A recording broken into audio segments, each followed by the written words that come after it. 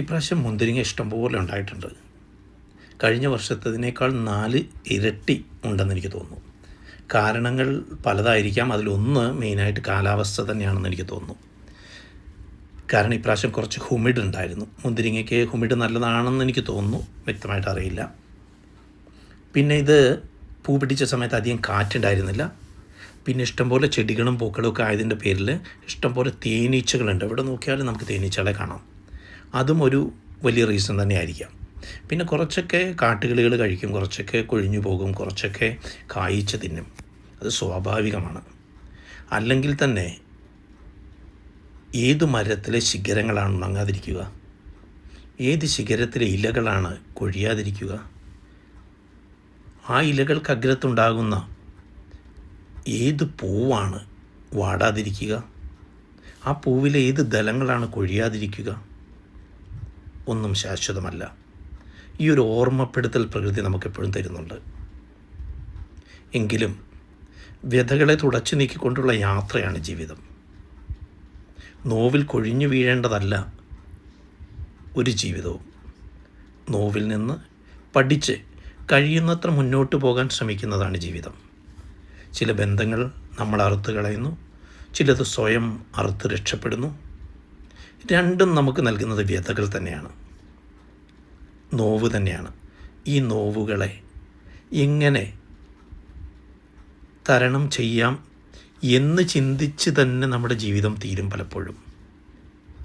വ്യഥകൾ അവിടെ നിൽക്കട്ടെ. സന്തോഷത്തിൻ്റെ മുന്തിരിത്തോപ്പിലൂടെ കാറ്റിൻ്റെ അരികുപറ്റി മുന്തിരിങ്ങകൾ കണ്ട് നമുക്ക് നടക്കാം. വ്യഥകളെ നമുക്ക് മറികടക്കാൻ ശാശ്വതമായിട്ടായില്ലെങ്കിൽ കൂടി ഒരല്പനേരത്തേക്ക് സന്തോഷത്തിൻ്റെ ചില ചിറകടികളെ നമുക്ക് മാടി വിളിക്കാം.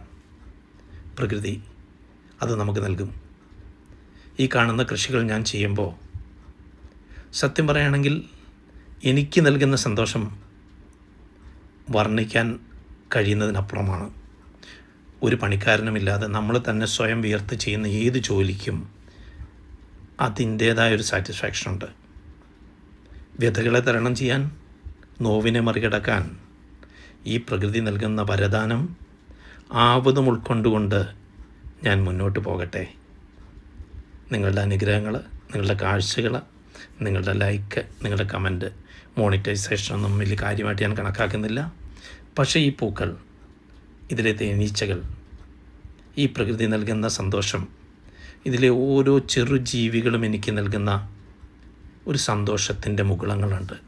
അത് മതി എന്ത് ഫേസ്ബുക്ക്, എന്ത് മോണിറ്റൈസേഷൻ. അതിനൊക്കെ അപ്പുറത്തേക്ക് നീളുന്ന സന്തോഷത്തിൻ്റെ, സമാധാനത്തിൻ്റെ, സൗഹാർദ്ദത്തിൻ്റെ ഒരു നീളുന്ന കൈ, അത് മതി. ആ വിരലൊന്ന് തൊട്ടാൽ, ആ വിരലൊന്ന് കണ്ടാൽ, ആ മുഖമൊന്ന് തെളിഞ്ഞാൽ, ആ മനസ്സൊന്ന് തെളിഞ്ഞാൽ, ഒരു ചിരിയ ചുണ്ടത്ത് പടർന്നാൽ, ഒരു പൂമ്പാറ്റയെ പോലെ എൻ്റെ മനസ്സ് സന്തോഷം കൊണ്ട് നിറയും. അത് മതി. അതിനപ്പുറത്തേക്ക് എന്താണ് ജീവിതം, അല്ലേ? വീണ്ടും കാണാം. Thank you.